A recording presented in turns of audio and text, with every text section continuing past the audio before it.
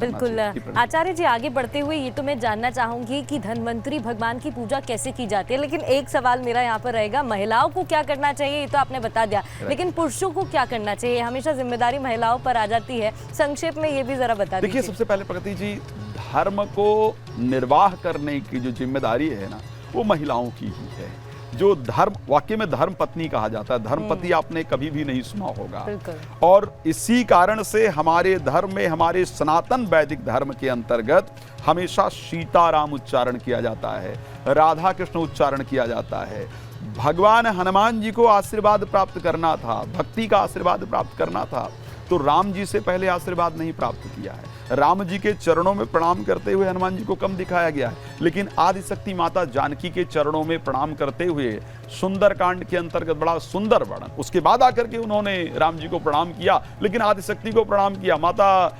तब माता सीता कहती कि अजर अमर गुण निधि तो हो हूँ और करूँ बहुत रघुनायक छो हूँ। मैं तुम्हें आशीर्वाद दे रही हूँ कि भगवान राम तुम पर अपनी कृपा प्रदान करें। यश स्त्री की रिस्पॉन्सिबिलिटी है कि वो धर्म को स्थापित करे, अपने घर में धर्म का पालन करे। लेकिन पुरुष का क्या कर्तव्य है? पुरुष का कर्तव्य है कि वो पत्नी के प्रत्येक कार्य के अंतर्गत उसका सहयोग करे, कोई ऐसे कार्य ना करे जिससे पत्नी के मन को या घर के स्त्री के मन को किसी प्रकार का दुख उत्पन्न हो, उसके मन में किसी प्रकार का संताप उत्पन्न हो, या उसके मन में किसी प्रकार की अप्रसन्नता उत्पन्न हो। तो पुरुष को यह प्रयास करना चाहिए कि पत्नी प्रसन्न रहे, और पत्नी ये प्रयास करे कि लक्ष्मी जी प्रसन्न रहे, तो निश्चित रूप से घर में धन भी आएगा, आरोग्यता भी रहेगी और प्रसन्नता भी रहेगी। बिल्कुल, और शायद इसलिए बोलते हैं जिस घर की स्त्री खुश रहती है वो घर भी धनवान रहता है। बिल्कुल सत्य है। और ये सनातन धर्म की एक सुंदरता भी है। यमदेव की भी पूजा की जाती है, उसके बारे में ज्यादातर लोगों को नहीं पता होता, वो भी जरा बताइएगा। ये यमदेव की पूजा का विशेष नियम है। इस दिन यम के पूजा का विशेष नियम है, और यम के पूजा करने से ये खास करके उनके लिए है तो खैर सभी के लिए, लेकिन जिनके घर में चोट इत्यादि ज्यादा लगती रहती है, दुर्घटनाएं होती रहती हैं, एक्सीडेंट होता रहता है, या अकाल मृत्यु इत्यादि होती है, या भय बना रहता है, परिवार के मन में अशांति बनी रहती है, परिवार के मन में भय बना रहता है, तो ये जो बता रहा हूं ना, ये आपके लिए अमृत तुल्य काम करने वाला है।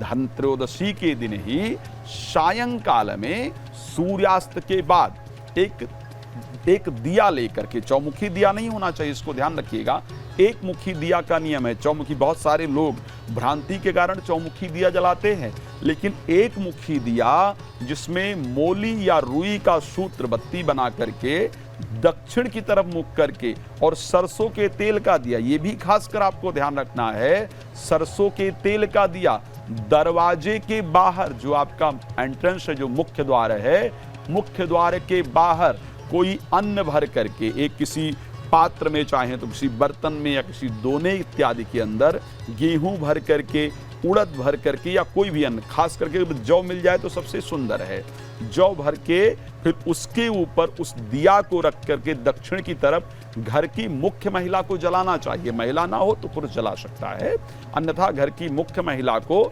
दक्षिण की तरफ सरसों के तेल का दिया जलाना चाहिए।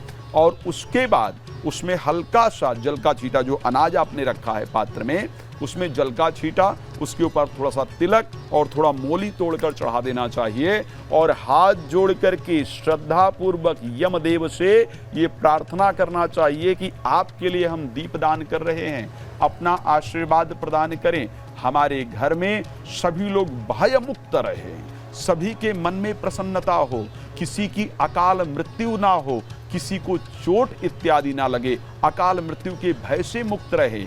यदि जाने अनजाने में परिवार के किसी भी व्यक्ति ने, किसी भी सदस्य ने वेद विरुद्ध कोई कार्य किया हो, जिसके कारण उनके जीवन में किसी प्रकार के कष्ट का योग हो, या आप असंतुष्ट हो, तो अपने आशीर्वाद से हमें खुशी प्रदान करें, हमारे जीवन में प्रसन्नता प्रदान करें, इस प्रकार की कामना करते हुए श्रद्धा से प्रार्थना करना चाहिए।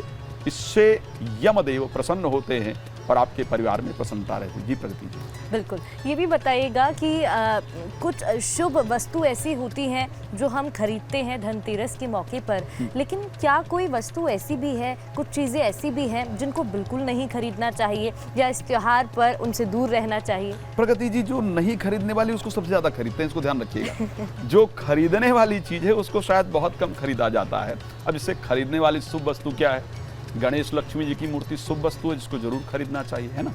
और उसके साथ साथ आपको सफाई के लिए जो सामग्री है उसको विशेष खरीदना चाहिए। लेकिन जो नहीं करने वाला है उसको लोग जरूर करते हैं। जैसे शराब इत्यादि का नियम है कि नहीं खरीदना चाहिए, लेकिन क्योंकि 2 दिन बाद दिवाली होती है तो ऐसी परिस्थिति में लोग शराब सबसे अधिक खरीदते हैं। मांसाहार इत्यादि नहीं खरीदने का नियम है, लेकिन उसको लोग अधिक खरीदते हैं। जुआ इत्यादि नहीं खेलने का नियम है, लेकिन फिर भी देखा जाता है कि दिवाली या धनत्रयोदशी से लोग प्रारंभ करके जरूर खेलते हैं और वो शायद वर्ष भर उनको परेशान करता है। तो मुझे नहीं लगता है, शायद अनभिज्ञता हो सकती है या लोग जानबूझ करके भी करते हैं, लेकिन ये चीजें आपको स्पेशली नहीं खरीदना चाहिए। एक और चीज, चमड़े से बनी हुई कोई चीज को आपको नहीं खरीदना चाहिए। लोहे से बनी हुई किसी चीज को आपको नहीं खरीदना चाहिए। तो ये सारी चीजें हैं जिनको नहीं करें। देखो आप क्या कर रहे हैं, ये कितना सुंदर दिन है, ये बड़ा साधारण दिन नहीं है। ये वो मास है, ये वो तिथियां हैं जब भगवान राम का आगमन अयोध्या में हुआ था। ये वो समय है जब भगवान विष्णु अमृत स्वरूप कलश लेकर के उत्पन्न होते हैं। ये वो समय है धन्वंतरी के स्वरूप में। ये वो समय है जब आदिशक्ति माता लक्ष्मी का प्राकट्य होता है। इस समय को हमको एंजॉय करना चाहिए, भगवान को वेलकम करने का समय है। और उस समय जाकर के आप नशे के समय धुत रहते हैं। मान लिया जाए कि आपके घर पे कोई आता है और आप नशे में धुत हैं, तो क्या वो आपके घर में कोई आएगा? तो हम यहाँ तो भगवान का आवाहन कर रहे हैं। तो इन सब चीज़ों को प्रगति जी मुझे लगता है नहीं खरीदना चाहिए। बिल्कुल, और मुझे उम्मीद है आपने जितनी भी चीज़ें बताई हैं वो हमारे दर्शकों को भी समझ आएगी और वो इसका पालन भी करेंगे, अपना त्योहार शुभ मनाएंगे। बहुत बहुत शुक्रिया आचार्य जी आपका तमाम जानकारी के लिए। आप सभी को धनतेरस के त्योहार की हार्दिक शुभकामनाएं।